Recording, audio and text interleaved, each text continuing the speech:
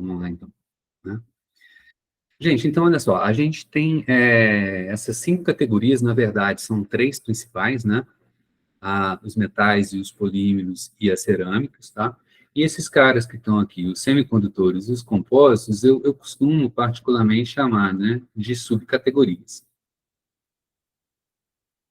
O que determina, né, a diferença entre essas categorias, né, a gente vai conversar agora. Parece meio óbvio, né, mas é bom a gente colocar no papel, vai? Então, o que é fundamental aqui, né? É o tipo de ligação, né? Então, basicamente, o tipo de ligação entre os elementos que compõem o material.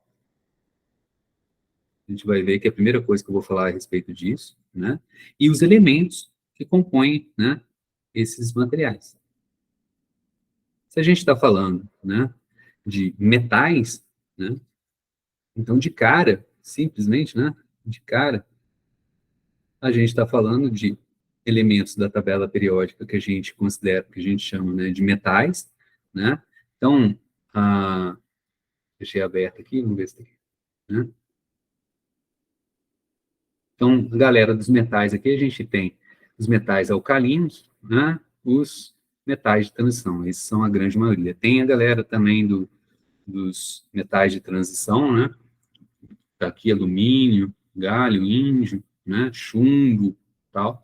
Então, essa é a galera, né, que a gente considera que são os elementos metálicos, tal. Qual que é a característica principal dos metais? Que diferem ele dos outros é a sua ligação. A gente já teve isso, né? Semestre passado. Quem está fazendo física de materiais começa também por aí, né? A ligação metálica, qual que é a característica principal da ligação metálica? A gente tem um arranjo cristalino, né? Onde que você tem, né? Os átomos são empilhados, né? A gente falou bastante disso no semestre passado, discutindo uma coisa muito importante, que são as estruturas que a gente tem, as redes, né? De Bravais, as simetrias cristalinas e tal, tudo mais, né? Esses elementos, quando eles se juntam, eles têm a seguinte característica, né? Eles têm um último elétron ali da distribuição eletrônica deles, né? Vamos pegar, por exemplo, o cobre, né? O cobre, a distribuição eletrônica dele, né, vai ter um elétron de valência lá, e no 4s1, vocês conseguem enxergar? Deixa eu aumentar. Né? Ele tem aqui o 4s1 aqui, né? Esse um elétron, né, ele é fracamente ligado ao átomo de cobre, e na estrutura cristalina, ele acaba se desprendendo, né? Ele fica solto. Quando o átomo de cobre perde esse elétron de valência, ele se torna um íon metálico, né? Um íon positivo. Né? Então, eles são, esses caras que estão aqui, todos eles são cobres, eles perdem um elétron, a gente conversou a respeito disso, né? E esse elétron, né, de um elétron de cada um desses átomos aqui, né, a gente tem, então, uma nuvem eletrônica com carga negativa, e essa nuvem,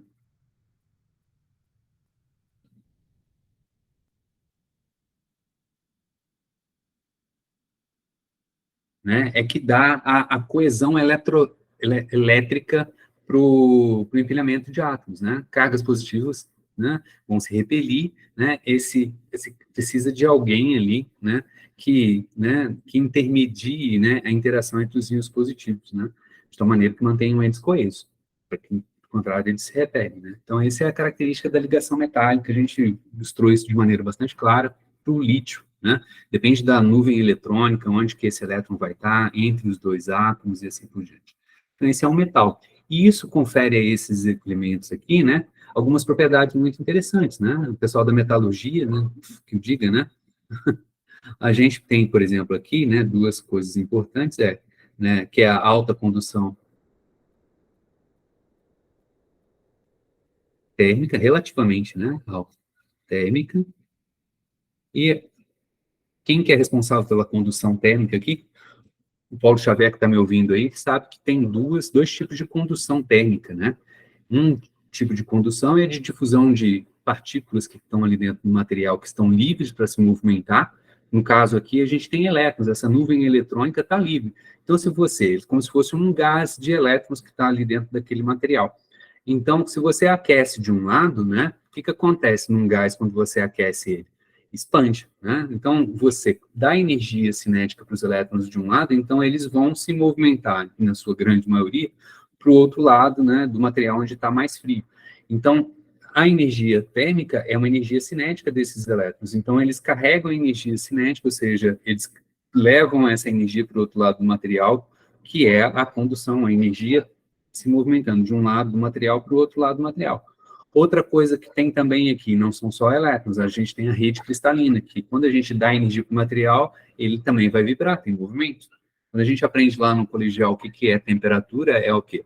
É uma grandeza térmica que mede, entre aspas, mede, né, dá uma ideia para a gente do grau de agitação térmica das partículas que compõem, né, o gás, o material em si, né. Então, a gente tem uma condução, né, de portadores livres ali no material, condução eletrônica, né, e tem também a condução da vibração da rede. Quando a gente aquece do lado de cá, a rede vai vibrando e aquela vibração se propaga. Aquela vibração é energia cinética se movimentando de um lado do material quente para o lado do material mais frio. E, portanto, né, essa energia, que é o calor em movimento, né, o calor é meio redundante falar calor é sempre algo em trânsito, né, uma energia em trânsito. Né, a gente não consegue definir, né, eu tenho tanto de calor. Não. O calor é sempre algo que é transferido de um corpo para outro, por exemplo. Né? Então, ele tem alta condução térmica porque ele tem uma galera muito livre aqui para se movimentar. E essa galera, quem é? São os elétrons, né? E esses mesmos elétrons conferem a ele a alta condução elétrica. Fiquei enferrujado aqui no mesinho. Joia? Bom, vamos falar um pouquinho de polímeros. E aí? Bom, tem muita coisa para falar sobre metais. Tem livros inteiros sobre isso. Aqui é só uma introdução. Polímeros. Metais, polímeros. Vocês tiveram, disciplina semestre passado, gente. Acredito que a maioria de vocês deve ter feito polímeros semestre passado, né? Polímeros é o que é? A gente vamos dividir essa palavra aqui. Poli mais mero, né? Poli, todo mundo está cansado de saber o que é. Muitos, né? E meros.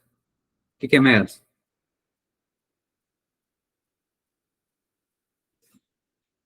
Mesmo? Não. É um nome específico de um conjunto lá de átomos, faz uma... Eu esqueci como é que fala, mas ele é um nome... Não, cuidado, então. A etimologia da palavra mero, ela quer dizer simplesmente partes. Mas quem que são essas partes num polímero? Ah, é um monômero.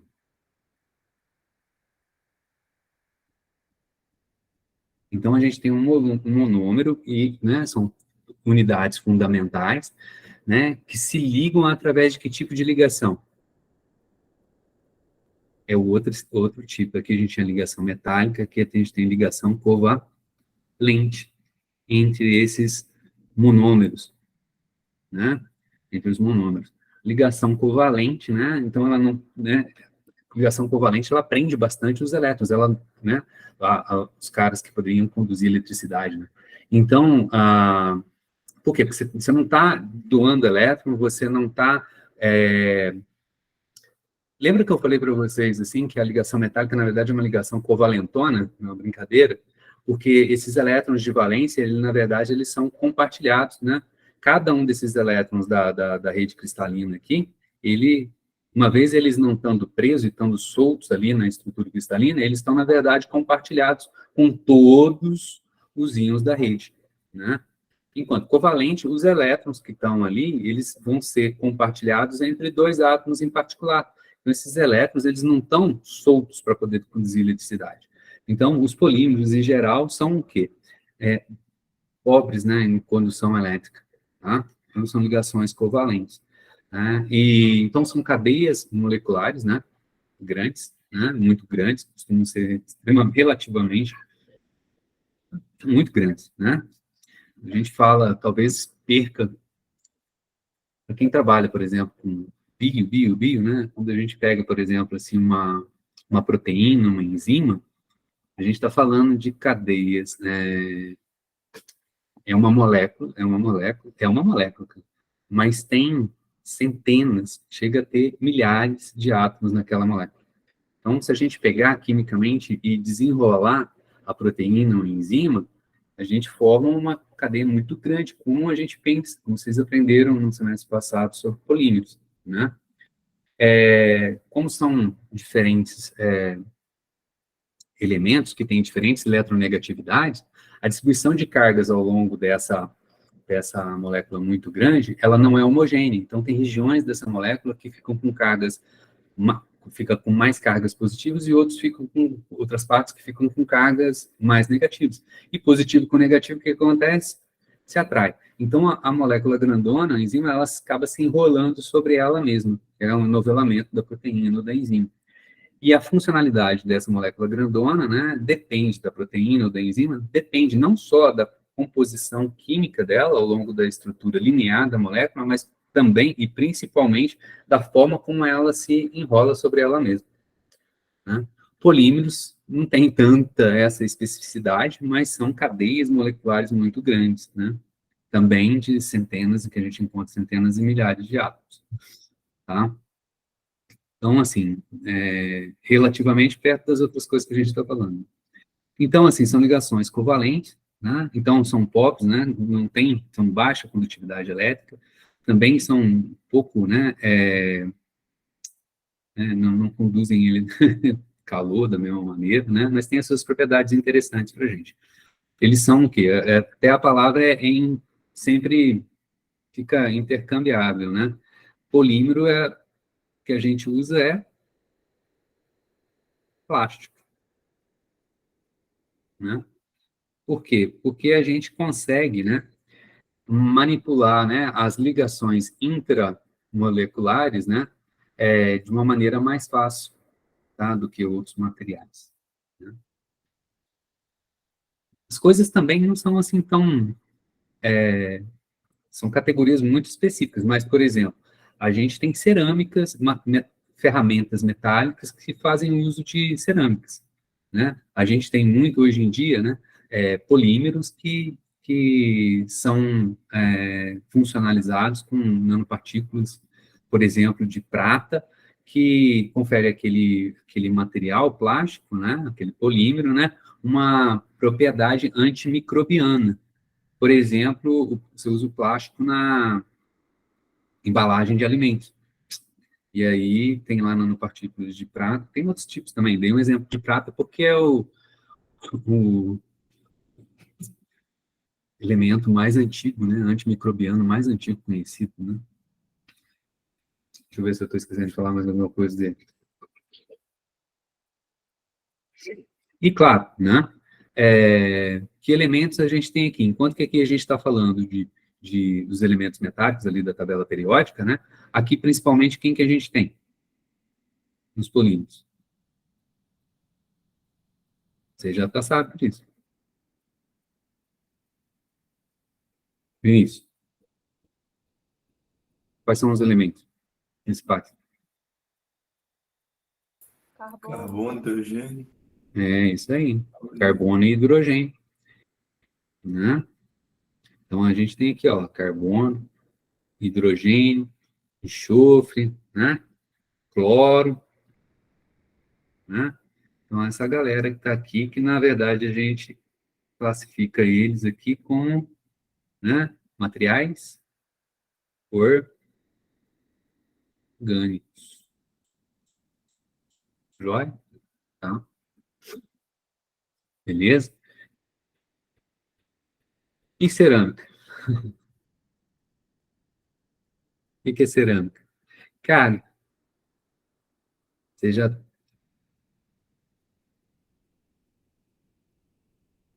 pegar a definição mais usual de cerâmica, até anotei aqui, ó. O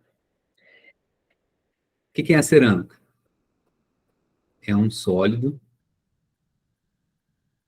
inorgânico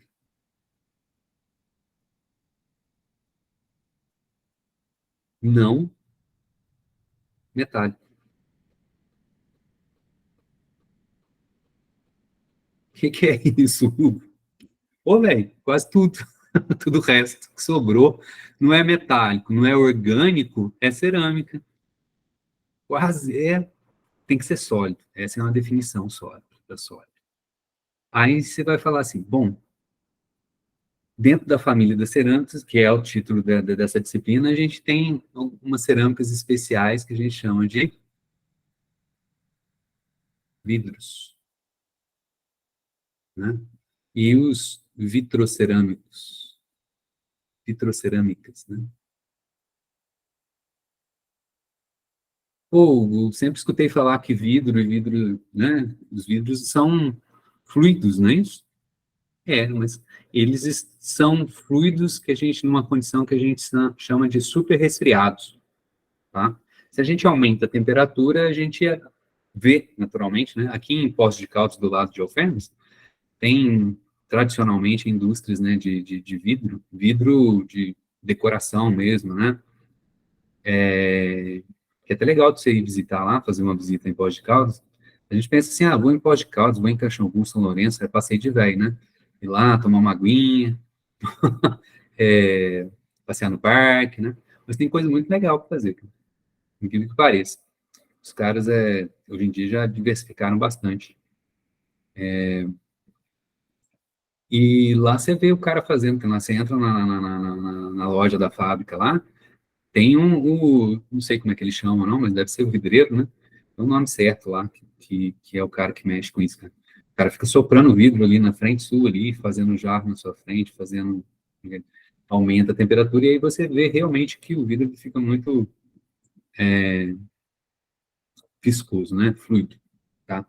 Então, na verdade, né, as cerâmicas é exatamente isso. Tá? Claro que existem, a toda regra, existem algumas exceções e tal, que aí, em cada caso a gente vai considerando. Tá? Mas isso que a gente tem que guardar na cabeça. Tá? Em termos de ligações, que a gente tem? Então, a gente tem, na verdade, ligações iônicas, e a gente sabe, né? A gente sabe, né? São ligações mistas, né? Covalentes. Difícil a gente ter na natureza, né? Ligações que são 100% covalentes, 100%, são poucas, na verdade, né? 100% iônicas, 100% covalentes. Na grande e imensa maioria das vezes, a gente tem ligações que são mistas, né? Por exemplo, né, vamos pegar um, um camarada, né? Vamos falar dos elementos, aí eu dou um exemplo, né?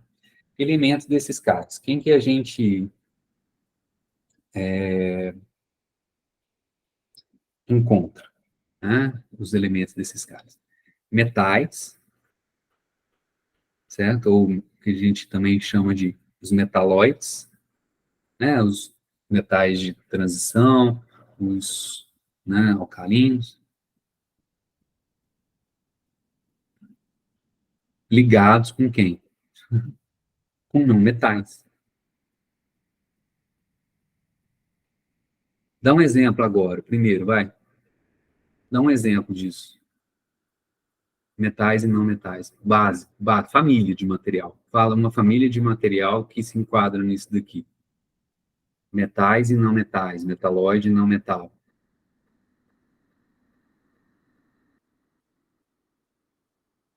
Ninguém consegue dar um exemplo, não? Cobre.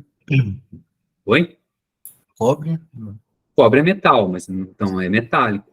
Mas assim, um exemplo de família de metais que se enquadra de materiais que se enquadram nessa categoria de metais mais não metais. O sol. Oi? O aço. O aço com carbono, né? Certo? O aço com carbono pode ser considerado sim, né?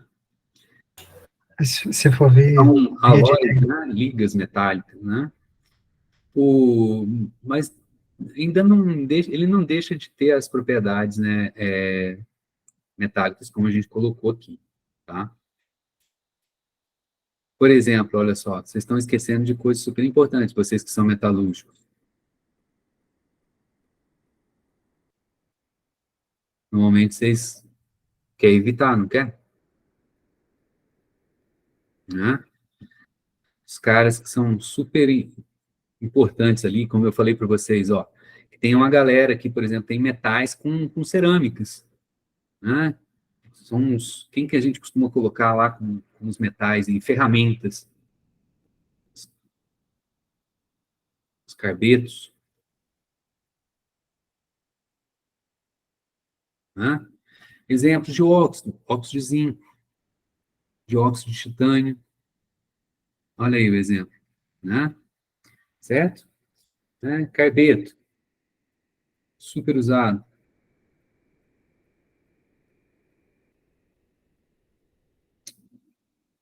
Tem silício também, mas tinha notado aqui, ó. Carbeto de tungstênio, carbeto de ferro, né? Esses caras aí são associados aí, por exemplo. Eu tenho no meu laboratório um jarro de para moagem, né? De planetário, de esferas planetárias, né? Tem uma galera que fala assim, moinho de bolas, eu prefiro chamar de esferas. Aí o que que acontece? Tem de aço inox, tem de aço, para a gente colocar ali as esferas, o jarro é de inox, e tem os jarros que são revestidos com carbeto de tungstênio, tá? O que que eu ganho com carbeto de tungstênio? É uma ferramenta, eu uso também esferas de carbeto de tungstênio. Que o pessoal da metalurgia aí nunca ouviu falar de carbeto de tungstênio, de ferro, silício, na usinagem? De silício para substrato de grafeno. Por exemplo, carbeto de tungstênio, nesse exemplo que eu estou dando aqui do jarro, né, do moinho de esferas, é para aumentar a dutilidade.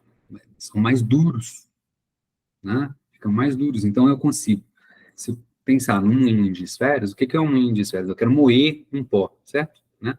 Então, para conseguir reduzir o tamanho da partícula, né, dali do pó, eu tenho que ter alta energia.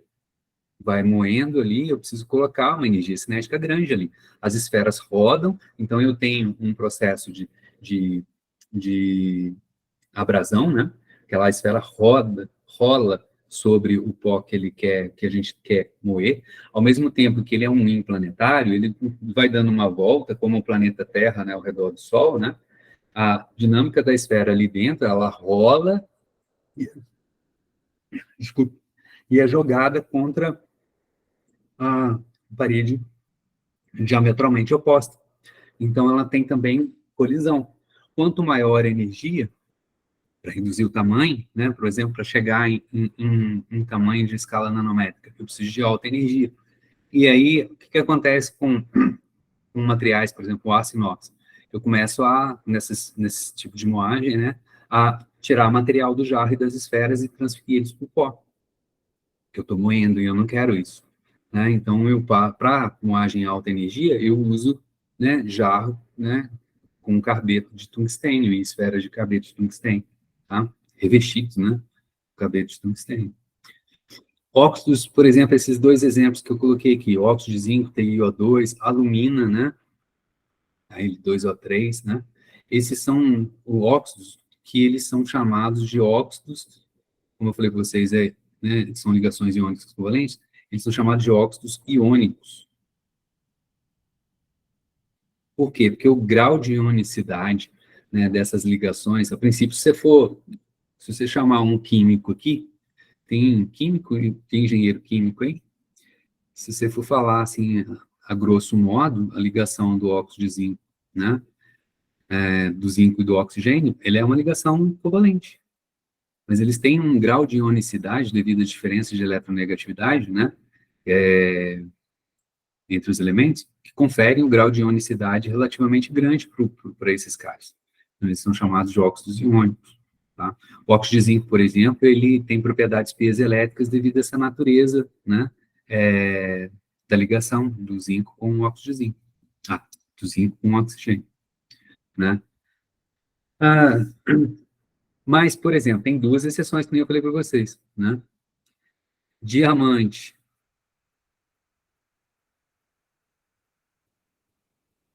e grafite, são consideradas cerâmicas. Qual que é a questão? Aqui não é carbono? Peraí, carbono não é orgânico? É. Mas o carbono que está aqui é orgânico?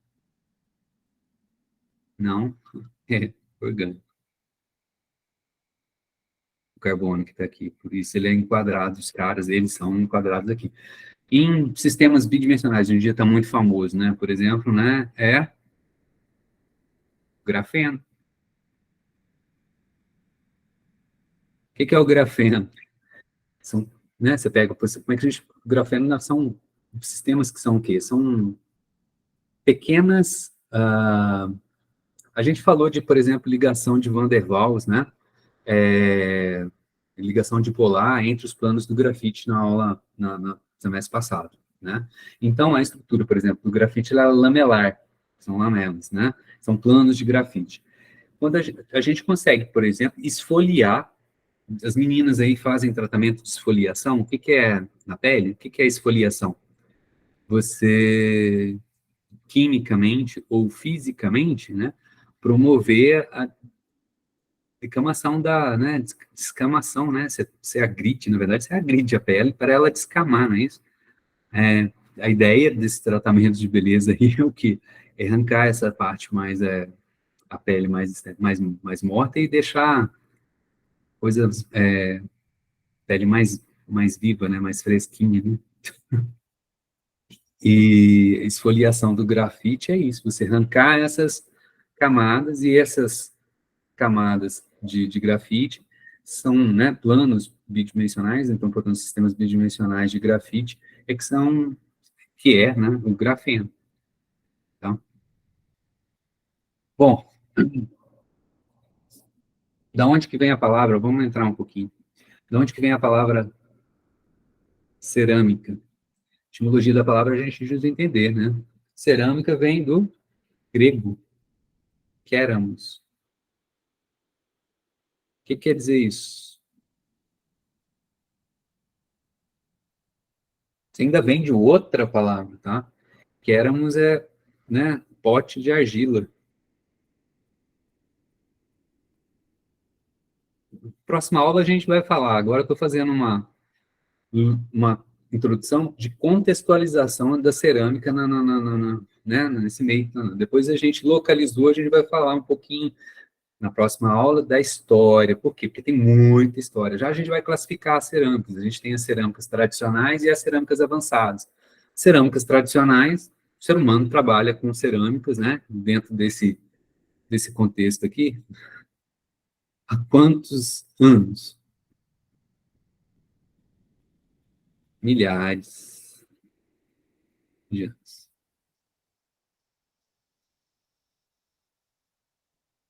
Existem registros históricos aí que beira aí 25 mil anos, tá?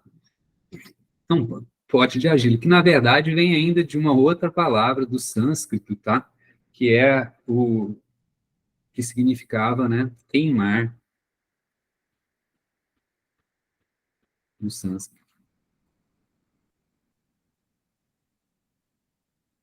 E é o que a gente faz, né? Isso, pote de argila, cerâmicas antigas, né? São as cerâmicas tradicionais, né? Falei para vocês semana passada, tijolo, telha, cara, de cerâmica tem prato, né? Tem jarros, tem, né, uma infinidade, né, de pia, de, de, de banheiro, vaso sanitário, né, azulejo, né, piso, né, tudo isso são materiais cerâmicas que são cerâmicas tradicionais, tá? Né? Então, a galera da cerâmica tradicionais, né? Em que né, a base, né, você tem a argila, né, e primeira coisa, você tem que dar forma para ela, é uma coisa que a gente vai falar, a parte de conformação, né, compactação e conformação, né, por exemplo, você quer um tijolo, você vai ter o jeito certo de fazer o tijolo, né, tamanho certo e assim por diante. A telha também é a mesma coisa, né, a parte de, você quer fazer né, um bule de chá, né? Tem uma arte de fazer isso, né, a partir da argila. E depois, o que a gente faz, né? A gente vai queimar ela, né? A gente queima, entre aspas, né? Vamos levar ela para um forno, né? A gente não queima de uma forma... Não é literal isso, né? Eu fui falando isso daqui, vai ter gente da química aqui que fala assim, nossa, como é que você queima cerâmica, Hugo? Presta atenção, falando besteira aí. Por quê? O que é queimar? É uma reação química. Qual que é essa reação química?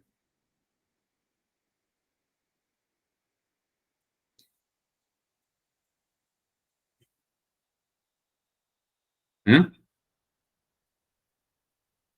É combustível e comburente formando CO2 e água. Essa. Você queima um combustível qualquer, né? Orgânico, por exemplo, né? Isso. Que tipo de reação ocorre ali no processo de queima para formar a água? O que está saindo ali? O que está entrando ali? Seria uma oxidação de É, um estágio mais rápido. exatamente. É um processo de oxidação, tá? Você queima a cerâmica, então? Você queima a argila? Você queima o, o bolinho de chá? Não. Você queima o vaso sanitário? Não, né? Você não está queimando ele, né?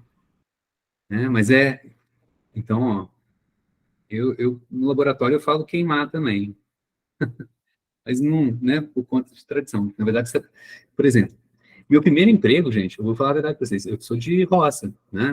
Minha família é de roça, né? E tinha uns tios que tinham olaria de tijolo, a moda antiga. Estou falando de 35 anos para cima, para trás, né? Na várzea, o pessoal que está aí da mineralogia aí, né? Sabe que essas terras mais apropriadas, né? Essa argila, né? Esse barro fino, né? Ele se encontra em abundância nas várzeas, né? Parte mais baixa, né? Só da geologia, né? E então nessas várzeas costumam sempre ficar inundadas, né? Aí o cara vai lá, tira aquele barro, tal. Aí ele tem que, né? Preparar esse barro não é de qualquer jeito, né? Tinha esse que a gente chamava de pipa, né? Você colocava o barro em cima, né? Dessa pipa, era um cavalo ia rodando e tinha um parafuso que ia compactando já, dando uma pré-compactação na argila, né? Empurrando ela para baixo e ela saía já compactada, né? Ali embaixo, né? E aquele barro ia para a mão do oleiro, né? E aí o oleiro tem uma forma lá, normalmente 4 ou 5 tijolos, né, tal, em que ele pega aquele barro, levanta ele, pá, soca ele no fogo. Com um araminho, fazem isso até hoje, gente, tira o excesso, faz isso 4, 5 vezes, e aí depois vira a forma e tira ela no chão e tira os tijolinhos lá e deixa secar, né. Depois que seca, né, se empilha os tijolos, né, o nome disso faz uma caieira, só que empilha de modo a você ter túneis embaixo, né? Depende do tamanho, né? 2 ou 3 túneis ali que vara, né? De fora a fora aquela pilha de tijolos. Por quê? Naqueles túneis ali, aí sim, naqueles túneis você vai queimar. Aí você queima a madeira 2, 3, 4 dias ali queimando, né? Colocando fogo embaixo dos tijolos. E aí ocorre o processo de sinterização, né? Que a gente vai falar a respeito disso, né? Com uma temperatura alta, os grãos ali dos minérios, né? Dos minerais que compõem ali a argila, né? Vão se fundindo, vão aumentando de tamanho, vão se ligando, e é isso, e essas ligações é que dá a dutilidade, a dureza, né? Para a telha ou para o tijolo, nesse exemplo. Meu primeiro emprego foi isso, cara. Eu ajudava meus tios no olaria, né? Meu primeiro emprego, de férias, né? As férias de inverno era direto lá na olaria. E então não é queimar exatamente, né? Mas eu uso essa palavra também, mas a gente tem que usar ela com um pouco de cuidado, né? Beleza? Então, pote de argila, né? Então, é isso daí, né? Então, a tradição, né? A tradição, né? Classifica cerâmicas, né? Como o quê? São produtos obtidos a partir do quê? A partir, né? Vou colocar aqui de novo, ó, da queima, entre aspas, né? A gente vai estudar esses processos, da queima de, né? De materiais contendo argila.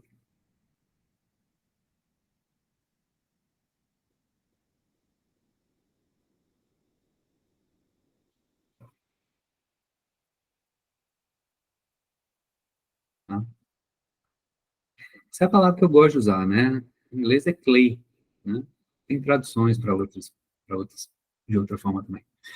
Só que o que aconteceu, né? Então, estou falando aí de milhares de anos, lá da Grécia, pô, né? Só que no início do século XIX, em 1820, se não me engano, 1822, né? A galera conseguiu fazer o quê? Tem gente aí da metalurgia que usa muito o quê? Refratário de quê? Que usa muito em fornos. Refratário de quê? Tem muito, muito, muito. Magnésio, né? Oi? Magnésio? Não. Outro mineral muito abundante na natureza. Sílica. Né? E os caras aprenderam a fazer. Foi a primeira vez que os caras conseguiram fazer, né? Já no início do século XIX, né? Então, e da mesma maneira, tá? Que as cerâmicas tradicionais, né? À base de argila. Então, essa definição de materiais cerâmicos, né? Tradicionais, à base de argila, a partir desse momento, ela perdeu completamente sentido, né? Então, a gente tem as argilas e tem as sílicas também, né? Joia? A título de completeza, então eu coloquei aqui, né, ó, as categorias principais, são os metais, os polímeros e as cerâmicas, né, e aqui, vamos colocar aqui subcategorias, né, que são os semicondutores e os compósitos, tá? O que são semicondutores, materiais semicondutores?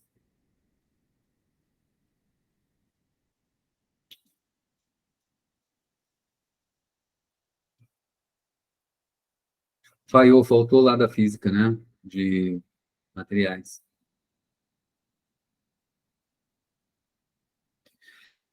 Então, ó, essas 5 aulas é para isso, para mim também tentar repor um pouquinho do que a gente ficou devendo lá. Vamos fazer o seguinte, olha só. Vamos supor, vamos pegar um exemplo básico. Vamos pegar um átomo qualquer, né? E vamos pensar o seguinte, ele tem um elétron ali. Então, esse elétron, ele vai ficar orbitando o núcleo, né? A gente não sabe quântica, a gente não tem modelos orbitais fechadinhos, esse é o modelo atômico do Bohr. Quântica traz para a gente que a gente vai ter, na verdade, uma nuvem eletrônica aqui, um elétron, então esse cara aqui vai ter simetria esférica, porque muito provavelmente a gente vai encontrar ele no orbital 1s. E a característica do orbital S é que ele é esfericamente simétrico. Tá? Em termos de energia, né, então, na hora que a gente, né, aplica, né, as regras de confinamento de onda para esse elétron, quando a gente prende uma onda no espaço, ela não pode ter mais qualquer frequência, ela não pode ter mais qualquer comprimento de onda. E o elétron se comporta como uma onda. Ele, preso ao núcleo, ele vai estar preso no espaço, ao redor do núcleo. Então, a onda desse elétron não vai poder ter mais qualquer frequência, não vai poder ter qualquer energia mais, né? São as energias discretas do átomo, né? Então, esse camarada aqui, se for hidrogênio, a gente calculou direitinho. Então, ele vai ter, em termos de energia, né? Ele vai ter níveis de energia, tá aqui, né? Em escala negativa, porque ele está ligado, né? Então, N igual a 1, 2, 3, e assim vai até infinito. No infinito é zero. Tá? Vai? Então vamos pensar. Então eu tenho um elétron aqui no orbital 1s. Energia dele aqui. Então tem um elétron aqui no orbital 1s. Vamos agora fazer o sólido. Como é que a gente vai montar o sólido desse átomo? A gente vai fazer um empilhamento de átomos, certo? E esses átomos vão se ligar. Então, vamos começar devagarzinho. Vamos pegar um outro cara desse cara, desse...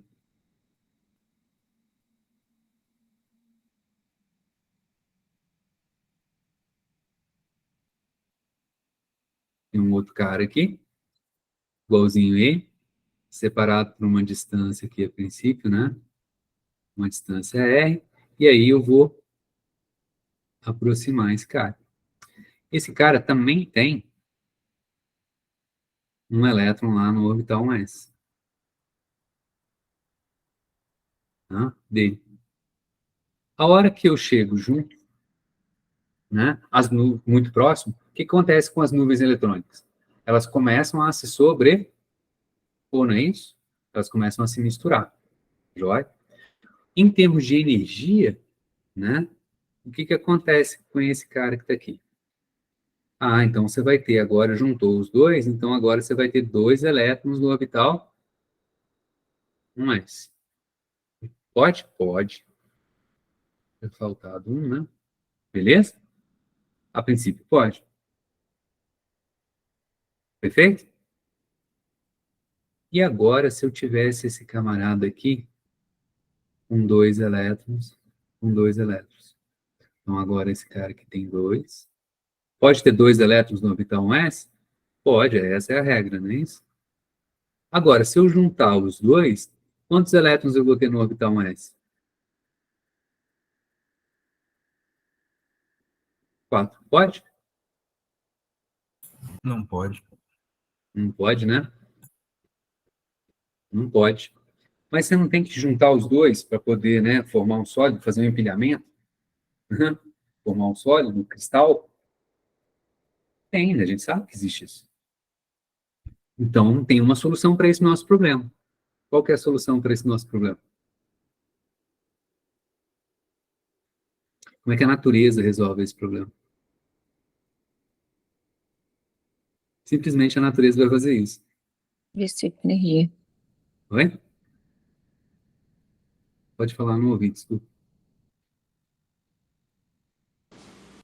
Ela vai dissipar essa energia, não, né?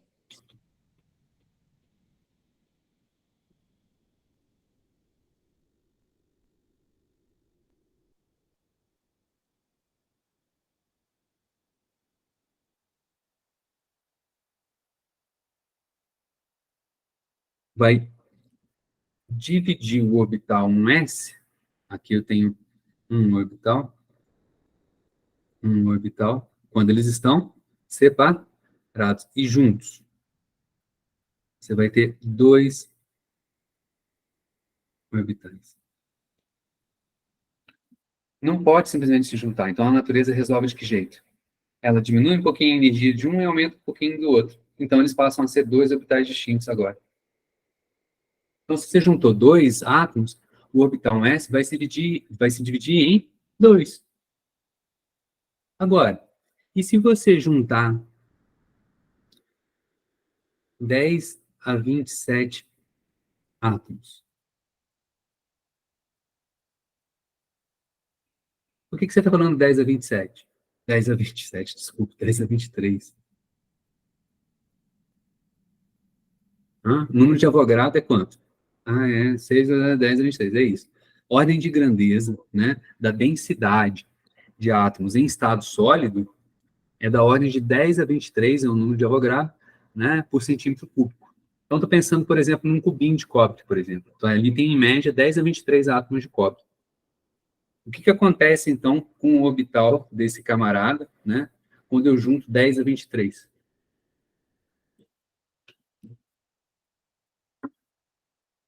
Se eu junto 2 átomos, ele se divide em 2, se eu juntar 10 a 23, ele vai se dividir em quanto? 10, 23. 10 a 23. Deixa eu abrir aqui. Vou pegar uma imagem aqui que eu estou...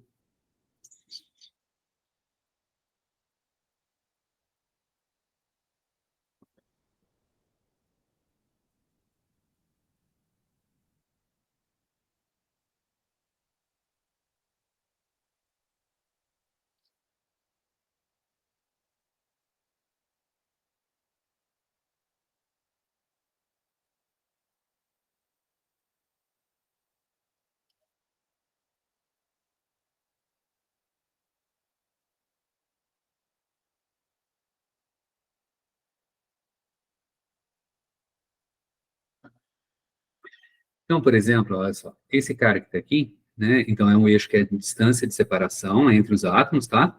E esse aqui são os orbitais. Por exemplo, né? Esse cara mais interno, com certeza, é um S, né? 2S, né? O 2P, joia? São os orbitais mais externos, que têm energia mais alta, lembra disso, né?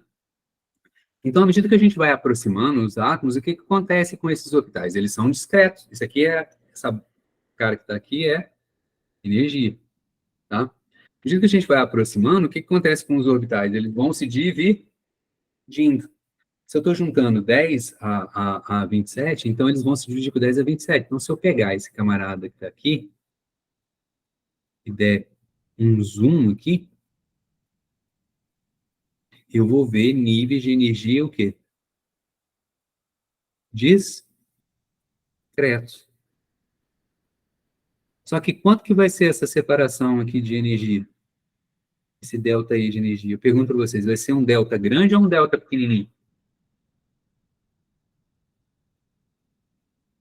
Bem pequeno. Muito pequeno. É tão pequeno que a gente considera que isso aqui é praticamente... na verdade, eles são discretos, mas praticamente... De tal maneira que isso aqui é praticamente não mais um nível discreto, mas ele passa a ser chamado de banda. O que esse cara, olha só, em termos de posição, olha só.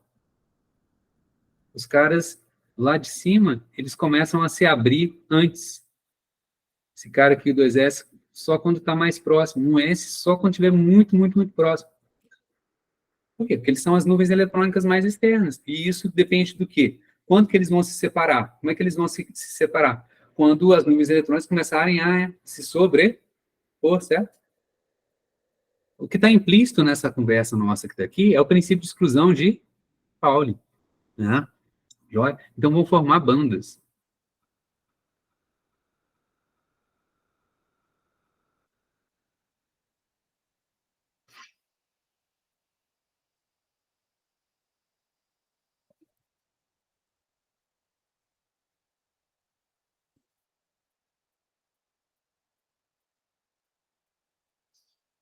Olha aqui como é que é. Se eu olho aqui do lado, olha só, se eu olho aqui do lado, nessa posição em particular aqui, ó, que está marcado, essa posição aqui de espaçamento interatômico, que é o de equilíbrio que a gente encontra na natureza, os átomos vão ter essa separação. Lembra que a gente viu qual é a distância, né? O potencial lá, por exemplo, da ligação iônica e potencial de Lennard-Jones, né? Ele tem essa cara aqui, ó, né? E que posição é essa aqui? É a posição de equilíbrio, é a distância dos dois átomos ali na molécula, não é isso? Então, no estado sólido, eles também vão ter um espaçamento, né, de equilíbrio. Nessa posição de equilíbrio, olha só, o octal 1s aqui, ele nem se quebrou, ele é discreto ainda. Mas as bandas, desculpe, os orbitais mais externos vão interagir. Os mais externos vão se abrir mais e os mais internos vão se abrir menos, né? Se eu olhar de lado aqui, então, é isso que eu estou vendo, ó. Banda de ir para cá é energia, né? Aqui agora não tem mais sentido mais essa dimensão aqui. Só estou desenhando esse cara. Então, de novo, lembra que esses caras que estão aqui são níveis individuais, não é isso? Então, esses são os níveis de energia. Então, agora vamos pensar o seguinte, o que vai separar um bom condutor, um isolante e um semicondutor? Quando a gente vai pegar na tabela periódica, a gente, né, a gente pega, então, agora, por exemplo, ferro, o número atômico dele é 26. Quer dizer, então, que ele tem 26 elétrons. E aí, como é que eu vou fazer a distribuição eletrônica dele nos níveis de energia? Então, eu tenho os níveis de energia, e aí eu vou, pego, coloco 26 elétrons, que nem eu fiz aqui dentro da minha sacolinha. Pego primeiro, 1s1. Segundo, 1s2. Do nível de energia mais baixo para o nível de energia mais alto. Por quê? Porque na natureza sempre busca o estado de mais baixa energia. Joia? Então, agora vamos pensar aqui. Não vou pegar o ferro, não. Vamos voltar aqui no cobre, que é o nosso exemplo. Então, são 29 átomos por átomo. Se eu tenho 10 a 27, 23 átomos, né, de cobre ali naquele meu cubinho de 1 centímetro cúbico, né? Então, 10 a 23 vezes 29, né, é o número de elétrons que eu tenho aqui dentro da minha sacolinha para distribuir agora nos níveis de energia. Que estão assim agora. Estão divididos dessa maneira. Certo? Então, ó, 29 vezes 10 é 23.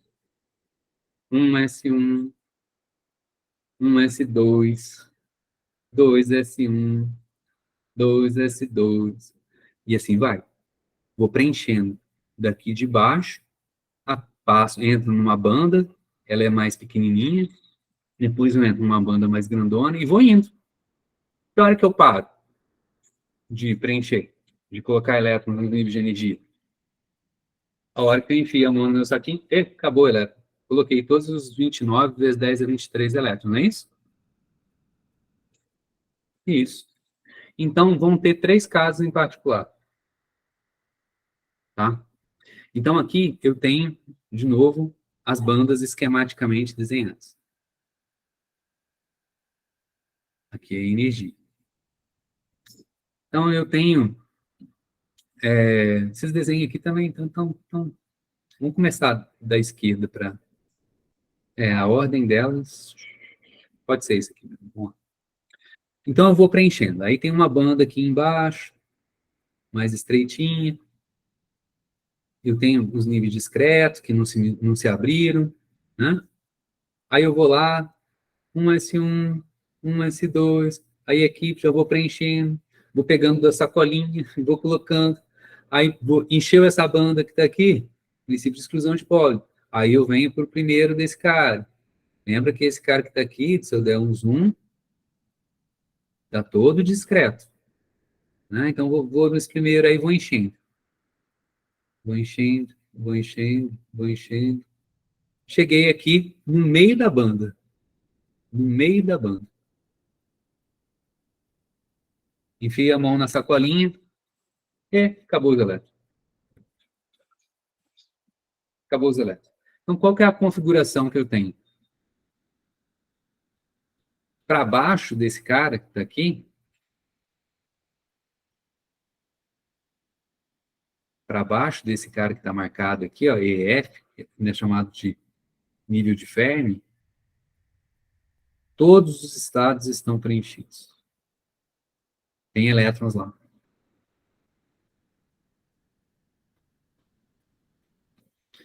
Aqui é um caso particular dele, em que a última banda mistura com a outra banda, de tal maneira que elas formam uma banda só.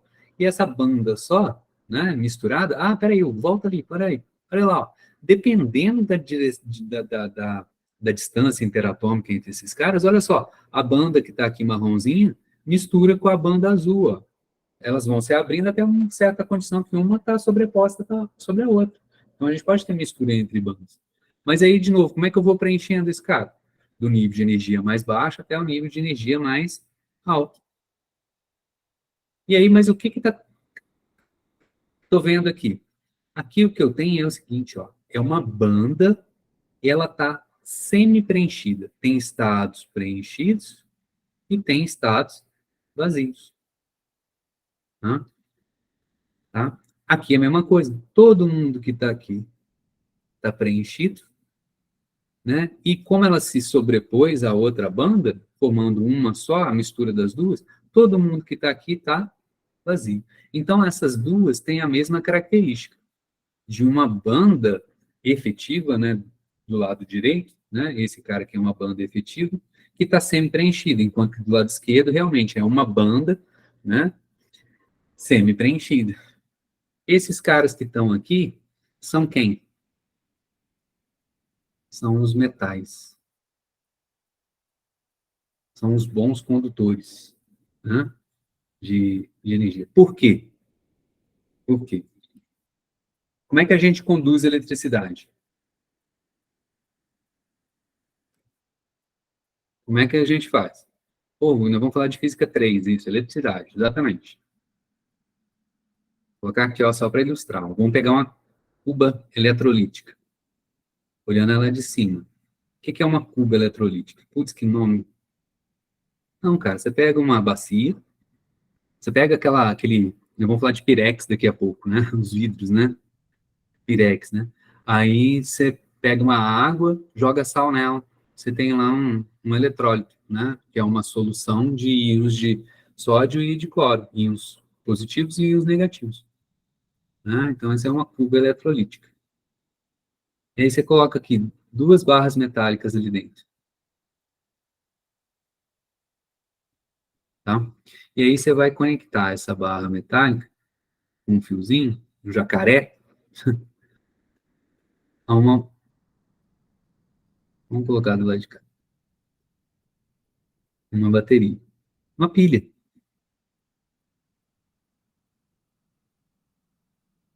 Vamos ajudar aqui, ó. Vou colocar aqui uma chavinha liga e desliga.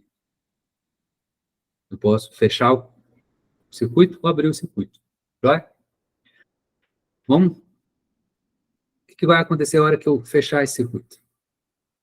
Fechei, tem uma diferença de potencial elétrico. Eu posso pensar que esse cara aqui é o meu potencial zero. Aqui, ó, estou colocando terra aqui. Se a pilha é de 1,5 volts, então esse cara aqui é 0 volt, esse cara aqui é 1,5 volt. Esse 1,5 volts é a DP, é a diferença de potencial elétrico entre esse lado da pilha e esse outro lado da pilha. Se eu digo que aqui é 0, então automaticamente o outro lado é 1,5, certo? Mas a gente não necessariamente precisa ser 1,5. Então existe uma diferença de potencial elétrico. Mas o que é importante para mim aqui? Quando a gente tem uma diferença de potencial elétrico, a gente tem, né, entre essas placas aqui agora, a presença de um campo elétrico. Isso é física 3. Esse pessoal da engenharia com certeza fez. Física 3. Entre essas duas placas, a diferença de potencial elétrico. E aí, o que acontece? Vamos pensar no íon que está aqui, né? Por exemplo, o sódio positivo,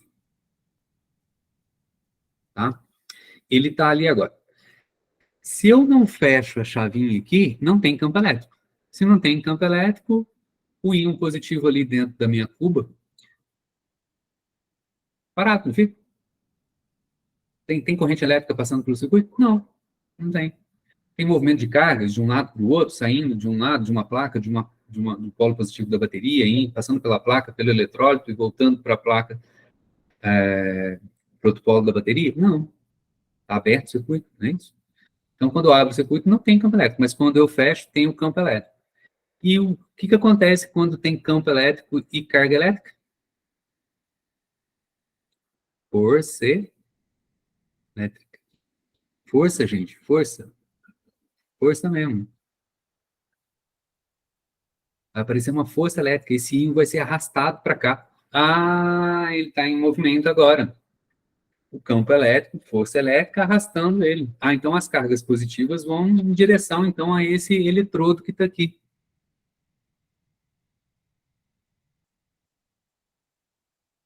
Né?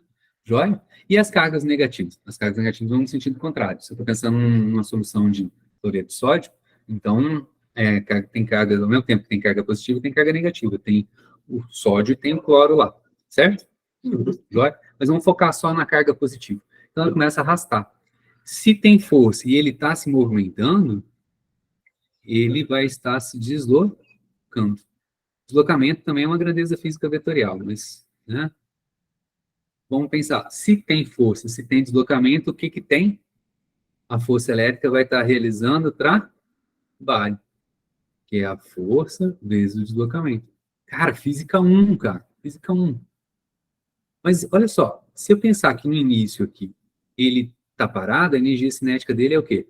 Zero. À medida que a força vai agindo sobre o íon, o que vai acontecendo com a velocidade desse íon? Pô, velho, peraí, isso é basicão, isso não é nem ensino, nem física 1, esse cara aí é o quê? Colejão, física de primeiro ano. Força igual a massa vezes a aceleração. Se tem força, o que vai acontecer com esse camarada? Vai acelerar. O que vai acontecer com a velocidade dele? Vai aumentar à medida que a força vai agindo sobre ele. Se a velocidade vai aumentando, o que você pode falar sobre a energia cinética dele à medida que a força vai atuando?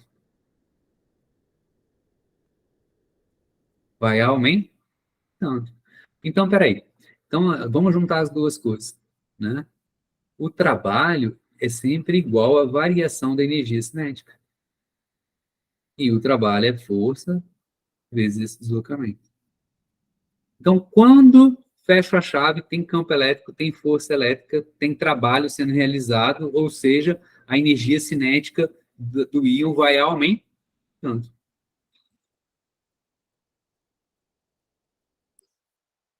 Bora voltar aqui, ó.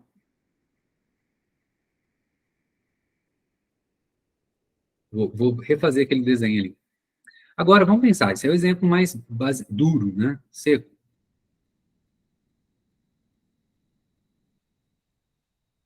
Está aqui uma banda, né? Tá? Essa banda que está aqui, ela está semi-preenchida. Por causa do metal. Agora, vamos pensar aqui. Vamos trocar esse cara que está aqui por um fio de cobre.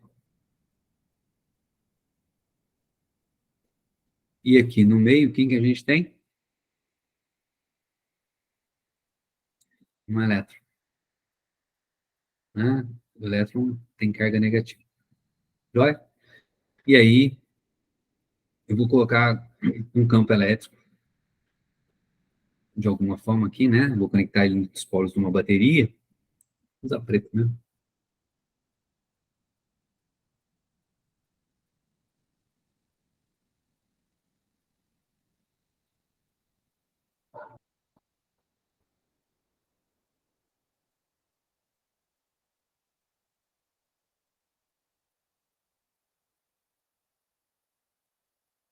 Quando eu fecho esse cara, o que aparece ali?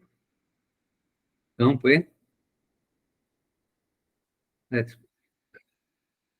O que vai aparecer agora? Tem carga negativa para força no sentido contrário. Passa a circular. O elétron estava paradão. Ele tinha uma energia aqui. Na paradão ele não estava, né? Ele tem então, uma certa temperatura, ele tinha uma certa energia ali. Então tem um camarada aqui, por exemplo. Quando eu fecho o circuito, prestem atenção nisso. A força elétrica vai ter um campo elétrico e uma força elétrica vai tentar realizar trabalho sobre esse elétron. O trabalho corresponde a uma variação da energia cinética. De que maneira? Ele não tinha uma certa energia cinética e passa a ter uma energia cinética, ou seja, a energia dele, do elétron, aumenta ou diminui? Respondam para mim. Hã? Ele não tinha energia cinética. À medida que a força elétrica vai realizando o trabalho, ele passa a ter energia cinética. Quer dizer que a energia cinética vai Aumentando. aumentar.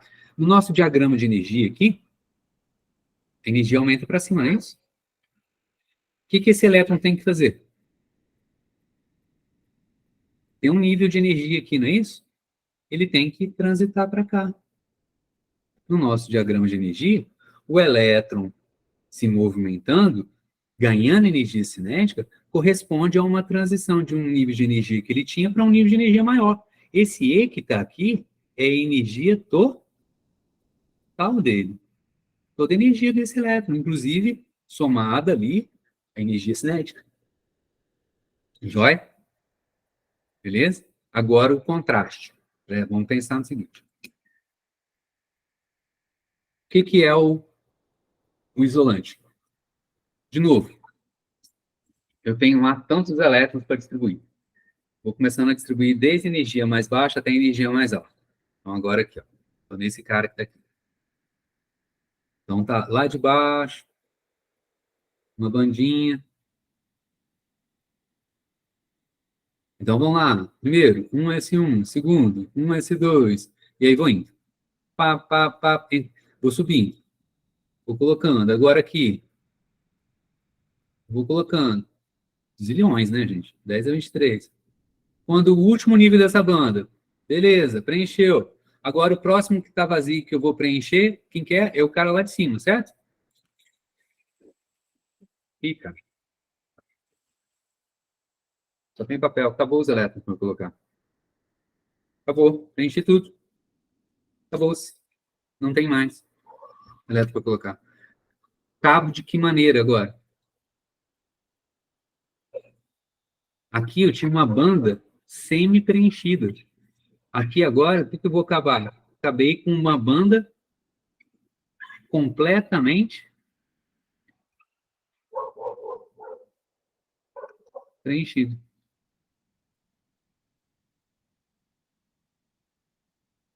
Vai? Vamos pensar nesse material agora, nesse contexto que eu estou colocando aqui. Joia? Está lá o elétronzinho. Conectei a bateria no material. Fecha a chave. Campo elétrico. Campo elétrico, força elétrica. Só para lembrar vocês, né? Força elétrica é a carga vezes o campo elétrico. Tá? E aí, então, força elétrica, trabalho. Trabalho, aumento da energia cinética. Aumento da energia cinética, o elétron tem que pular para um nível de energia mais alto, ou seja, maior. Joia? Agora aqui. Tinha que desenhar de novo, mas vamos lá. Agora,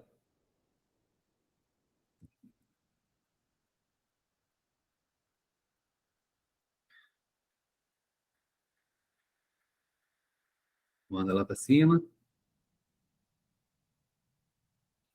Essa aqui agora está completamente preenchida. E ali de cima está vazia. Não tem elétrons. Aí tem um elétron aqui, no nível de energia aqui. Fechei o circuito. Campo elétrico, força elétrica, trabalho, aumento da energia cinética. Ele tem que fazer o quê? Pular para cima. Ele pode fazer isso?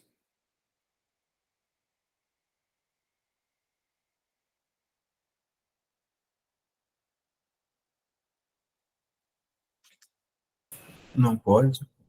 Não pode, né? Por quê? O que que tem nesse nível de energia aqui? Que ele tem que pular para cima. O que que tem aqui?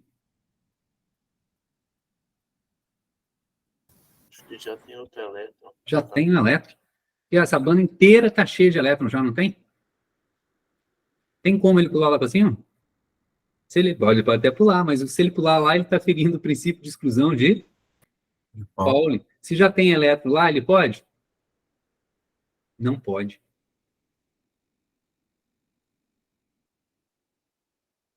Peraí, Hugo, mas esse elétron que está aqui na beiradinha, se a energia for suficiente, ele pode pular lá para cima, não é isso? É. Aí sim. Mas aqui dentro, pode? Não. Essa diferença de energia aqui, a gente chamado de energia de gap. Tá? E esse cara que está aqui, essa faixa de energia, é o que a gente chama de banda proibida. Porque não tem nível de energia lá.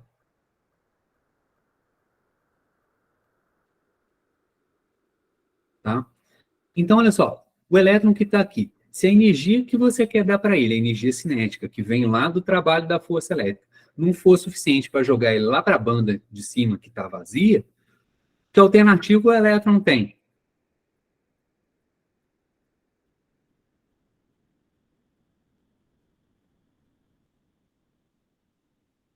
Fecha o circuitinho.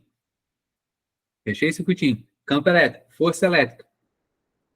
O elétron tem que sair se movimentando, conduzindo eletricidade e ganhando energia cinética. Ou seja, no diagrama de energia tem que pular para cima. Ele pode pular para cima? Não. Ele pode ganhar energia que a força elétrica está querendo dar para ele? Não. O que o elétron faz? Ele olha para a força elétrica, para o campo elétrico e fala assim, ó, sorry, baby. Sinto muito, mas eu não posso sair andando. Né? Dá uma graninha a mais para mim, mas aí, quem sabe, eu posso pular para a banda lá de cima que está vazia. Mas enquanto você está querendo dar essa merreca para mim, sorry, baby, no way. Vou ficar parado. Ele conduz eletricidade? Ou seja, tem movimento de cargas pelo material? Não. Não. Esse cara que está aqui é o quê? Ah, cadê minha borrachinha? Agora apareceu. Esse cara que está aqui é um Isolante. E aí, vamos voltar no metal. O metal, o elétron que está aqui, ele olha para cima, ele fala assim, ó, fechei o circuitinho, campo elétrico, força elétrica. Opa, tem que sair andando. Tem que sair andando, em termos de energia, eu tenho que pular lá para cima, para o orbital que está mais energético. Aí ele olha para cima, os orbitais estão ocupados? Estão ocupados? Ele olha para cima, tem um orbital ocupado? Não. Não. Aí ele fala para a força, para o campo elétrico, beleza, brother, bora. E sai andando. Conduzir eletricidade. Ele não ele pode pular para o nível de energia mais energético lá para cima. Não está ocupado. Não tem ninguém lá. Então ele não vai ferir princípio de exclusão nenhum. Simples, né? Entenderam todo mundo? Expliquei o que é um condutor, né? Um metal, na verdade, eu usei essa palavra aqui porque a gente está falando de metais, né, polímeros, tal, não sei o quê. Mas o certo é falar aqui, ó, esse cara aqui é um isolante e esse cara aqui, quem que é? Esses caras aqui são os condutores de eletricidade. Exemplo de condutores de eletricidade. Metais. Por que você falou de cuba d'água aqui eletrolítica? Porque uma solução eletrolítica é um condutor de eletricidade. E não é um metal. Né? Certo? Tá? Esse é um isolante. Então, olha só. Vamos dar nome para as coisas. Quem que são esses elétrons que eu estou vindo aqui, ó, preenchendo de baixo para cima? Esses caras que eu estou preenchendo aqui, quando eu cheguei aqui, eu olhei para minha sacolinha, estava vazia. Então, esses caras que eu coloquei aqui nessa última banda, que ela ficou completamente preenchida, são os últimos elétrons do meu saquinho. Que nome que a gente dá? Os últimos elétrons que a gente coloca aqui na distribuição de pó. São os elétrons do quê? O nome que a gente dá para esses últimos elétrons da distribuição aqui. Valência. Perdão? Elétrons de valência. Isso. Então, que nome que eu vou dar para essa banda aqui que eu coloquei os últimos elétrons?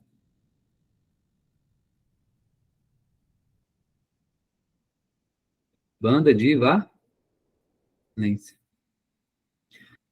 Se eu quiser que esse material isolante conduza eletricidade, eu tenho que fazer com que o elétron que está na banda de valência pule lá para essa banda que está vazia, não é isso? Do contrário, ele não vai conduzir eletricidade, vai? Porque transições aqui dentro não vai poder. Então, só vai poder conduzir eletricidade quando ele pular lá para a banda lá de cima, que é vazia, certo? Então, o elétron, quando estiver nessa banda vazia aqui, ele conduz eletricidade. Que nome que eu vou dar para essa banda aqui?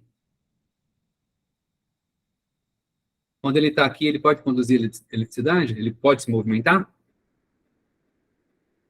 Pode. Então, eu vou chamar esse cara aqui de banda do quê? Condução. De condução. Viu como é que é simples?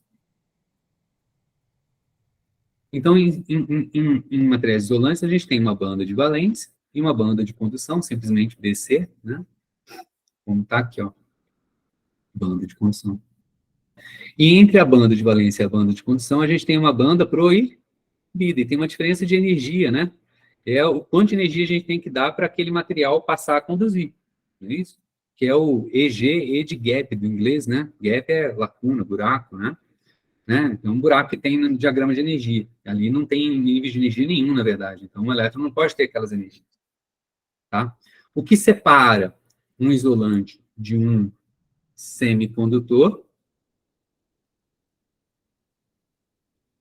O que é?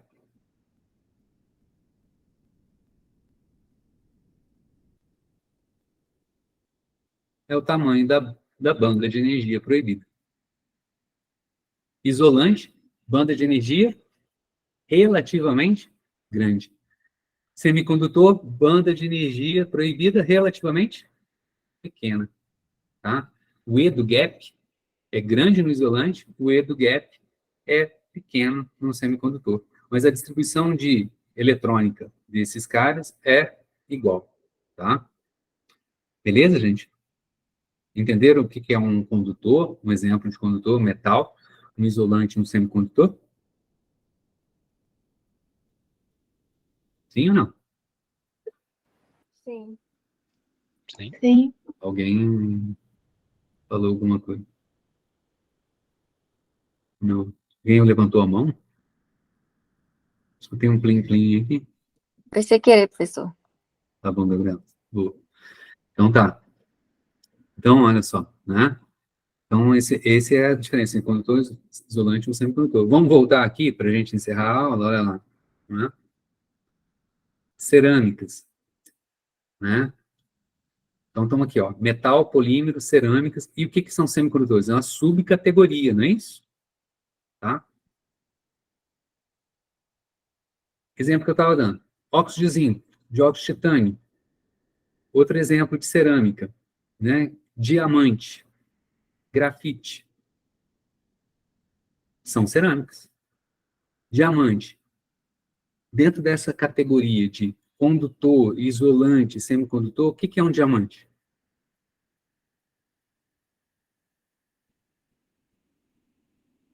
Vocês têm noção?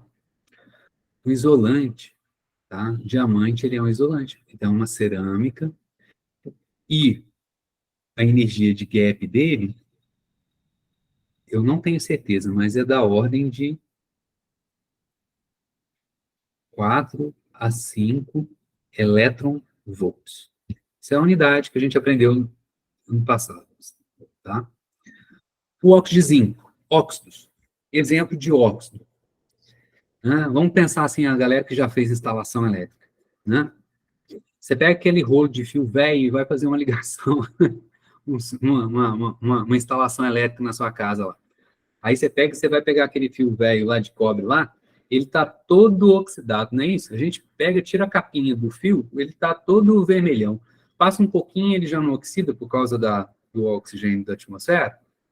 Aí você pega aquele camarada super velho que estava encostado lá não sei quantos anos lá na sua garagem, né? Funciona direitinho a hora que você pega aqueles 2 fios enferrujados, enrola, passa a corrente elétrica. Quem que já teve essa experiência? Os óxidos, em geral, né, na grande maioria deles, são também isolantes. Tá?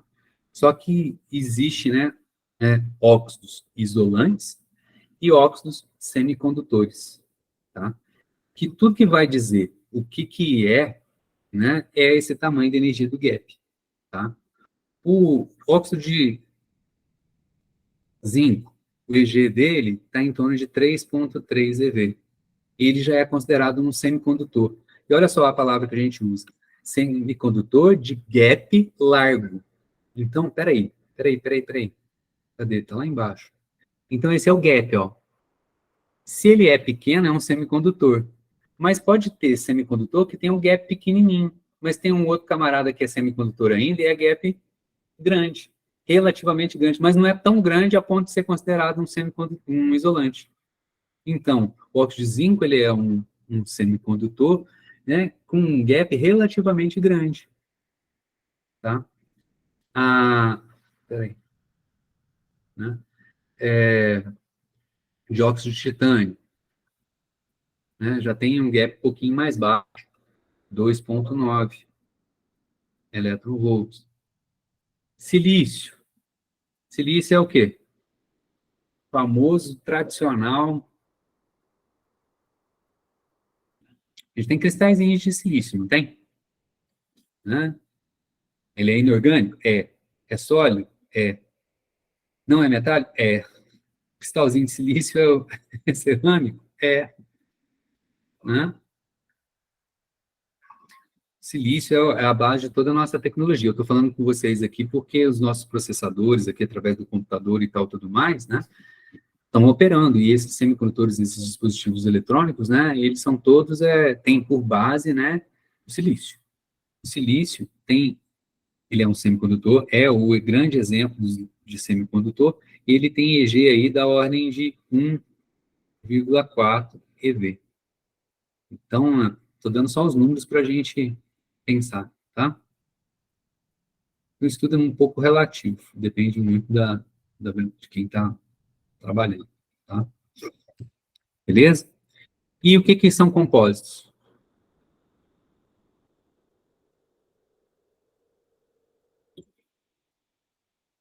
Dá um exemplo de compósito.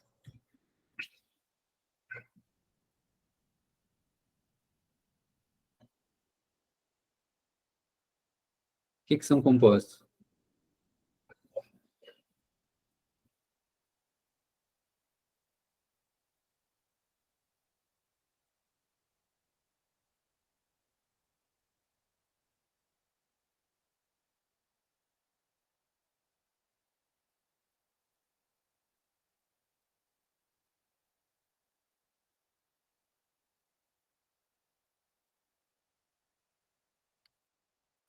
Vocês já ouviram falar de compósitos?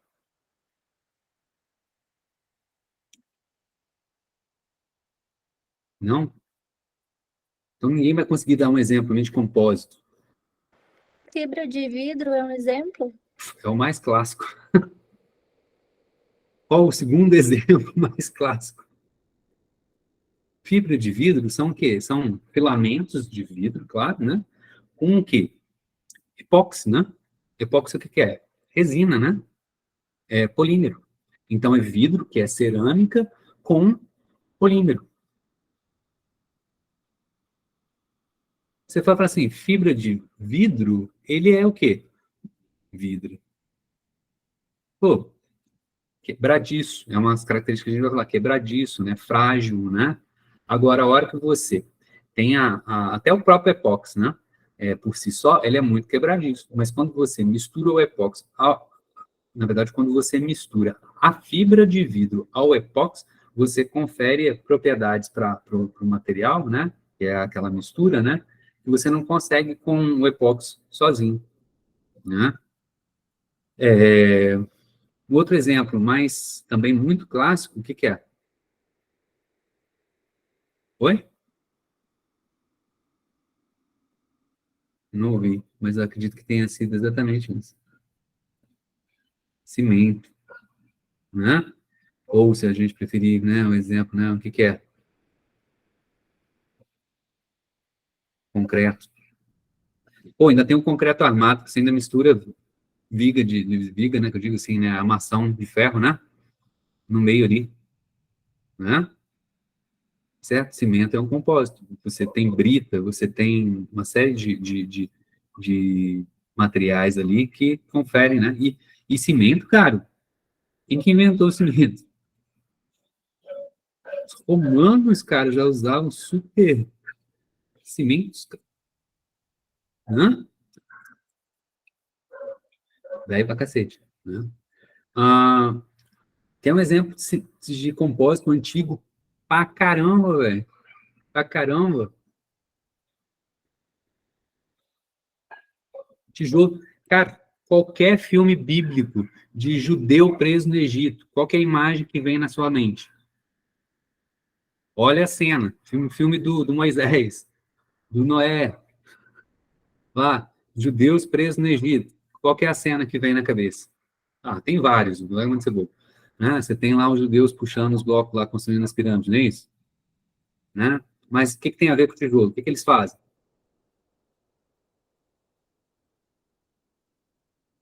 Hã? Vocês não lembram, não? Eu tenho que assistir lá, ó, Semana Santa.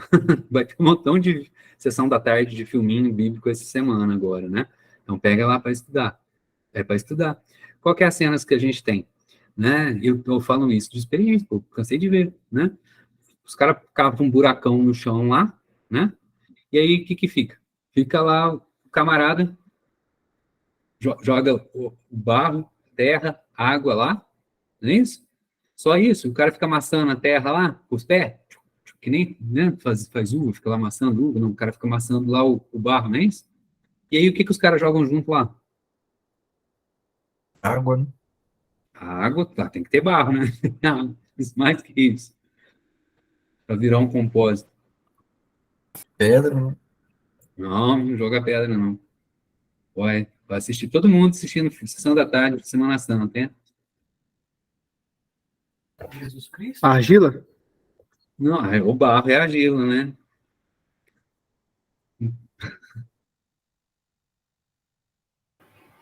Cal. Não. Ó, vai reprovar na matéria. Semana Santa aí, tô falando para vocês assistir. Ó, gente, essas coisas que vocês têm que ver. A geração de vocês não só vive na internet, perde um montão de coisa. Os caras jogam palha. Palha. Né? Todo mundo vai procurar. Né? Os caras reforçam o tijolo, né? O barro, com palha. Né? Palha, o que é, né? Tá, palha que vem na cabeça da gente é milho, né? Não, mas não é isso. É né, o caule, tudo junto ali, né? De matéria orgânica seca, né? Palha, né? Vai jogando palha lá, e o cara vai macetando, formando aquela gororoba, formando um compósito. Jogando palha, você consegue fazer tijolos mais fortes, depois da sinterização. Né? Mais fortes que eu digo assim, né? Você favorece a queima, né? Entre aspas, queima do tijolo. Beleza? Né? Então, esse camarada, esse exemplo que eu estou dando aqui do tijolo mais palha, né? Que é bíblico, é mais antigo do que né? É o que os caras chamam de compósito de matriz cerâmica.